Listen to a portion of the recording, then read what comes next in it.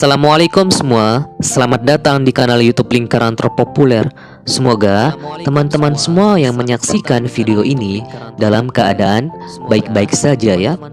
Oke, kita akan lanjut bernarasi terkait dengan hutang negara.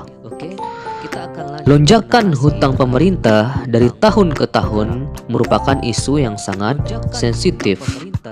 Teranyar, Kementerian Keuangan mencatat hutang Indonesia sudah tembus 7.000 triliun. Hutang pemerintah di era Presiden Joko Widodo memang terus mengalami kenaikan, baik di periode pertama maupun periode kedua pemerintahannya. Artinya, lonjakan hutang memang sudah terjadi jauh sebelum pandemi COVID-19. Sebelum menjadi Presiden Republik Indonesia, Pak Jokowi dengan tim kampanyenya beberapa kesempatan melontarkan wacana untuk mengurangi jumlah hutang pemerintah. Namun bukannya berkurang, hutang pemerintah justru terus mengalami kenaikan. Bahkan dalam kurun waktu 2014 hingga 2019, pemerintah sudah mencetak hutang baru sekitar 2.000 triliun. Yang jadi pertanyaannya, berapa rasio hutang pemerintah di dua periode Jokowi sejak 2014? Yang kedua, lalu bagaimana perbandingan hutang pemerintah di era Presiden Jokowi dengan Presiden Susilo Bambang Yudhoyono? Baiklah teman-teman, silahkan simak dengan baik-baik ya. Pada era Presiden Susilo Bambang Yudhoyono, selama kepemimpinannya di rentang waktu 2004 sampai 2014, rasio hutang pemerintah di era Susilo Bambang Yudhoyono melanjutkan tren penurunan dari rasio hutang pemerintah sebelumnya yang sempat naik tajam pada akhir Orde Baru di bawah kepemimpinan Pak Soeharto.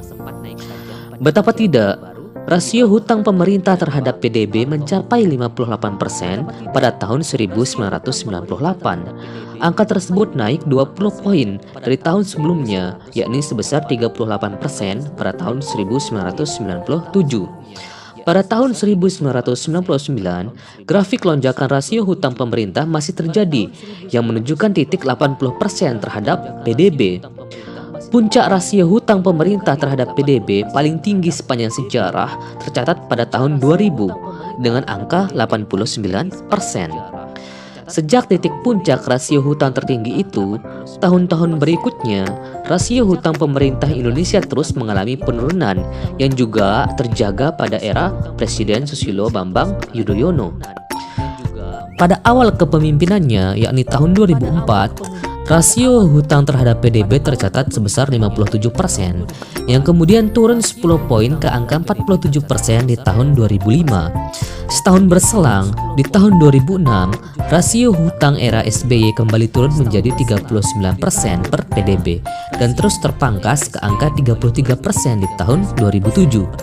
Rasio hutang pemerintah terhadap PDB memasuki level psikologis baru di tahun 2008 ketika mencatatkan angka 28,3%. Pun demikian di tahun berikutnya, pada tahun 2009, rasio hutang pemerintah tercatat sebesar 26,1%, sangat rendah ya. Rasio hutang era SBY di periode kedua sejak tahun 2009 hingga 2014 juga masih terjaga tren penurunannya, kecuali terjadi sekali kenaikan yang tidak signifikan dan masih bertahan di bawah 25%. Pada 2010 misalnya, rasio hutang Indonesia tercatat sebesar 26,1%. Tahun berikutnya, pada 2019, angka turunnya menjadi 24,4% dan mencapai titik terendah pada 2012 yakni sebesar 23%. Kenaikan rasio hutang era SBY baru terjadi pada tahun 2013, yakni menjadi 24,9% dan kembali turun di angka 24,74% pada tahun 2014. Adapun rasio hutang pemerintah terhadap PDB di era Presiden Jokowi relatif konsisten mengalami kenaikan dari tahun ke tahun. Pada tahun 2015, rasio hutang pemerintah naik menjadi 27,43% dan naik lagi ke angka 28,33% di tahun 2016. Berikutnya, Kenaikan rasio hutang era Jokowi kembali terjadi pada tahun 2017, yakni 29,4%. Kemudian di tahun 2018 dan 2019, rasio hutang pemerintah terhadap PDB masing-masing 29,98% dan 29,8%. Pada tahun 2020, rasio hutang terhadap PDB menembus level psikologis baru ketika mencapai angka 38,6%. Agustus 2021, rasio hutang pemerintah mencapai 40,85%. Dan Oktober 2022 mengalami penurunan sebesar 39,57%. Janji kampanye Pak Jokowi saat masih menjadi calon presiden dari PDI Perjuangan tahun 2014, Pak Jokowi mempunyai visi misi untuk mengurangi hutang negara. Salah satu caranya, Jokowi ingin merubah Indonesia sebagai negara produsen dan mengurangi konsumsi terutama dari barang impor. Dilarikan ke produksi, Indonesia jadi negara produsen, ujar Pak Jokowi dikutip dari pemberitaan Tribun News 5 Juni 2014. Untuk meningkatkan produksi, Pak Jokowi berharap produk dalam negeri bisa banyak diekspor karena Pak Jokowi sudah berpengalaman sebagai pengusaha kayu selama 24 tahun. Harus dibarengi dengan peningkatan produksi dan produksi arahkan ke pasar ekspor. Kebetulan saya eksportir, bagaimana memasarkan, jelas Pak Jokowi.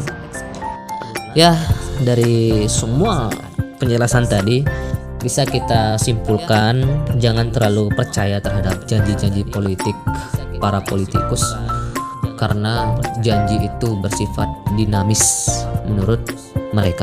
Sekian, terima kasih. Hadanallahu wa iyyakum ila sabilil falah wal muwaffiq ila aqwamit thoriq. Assalamualaikum warahmatullahi taala wabarakatuh.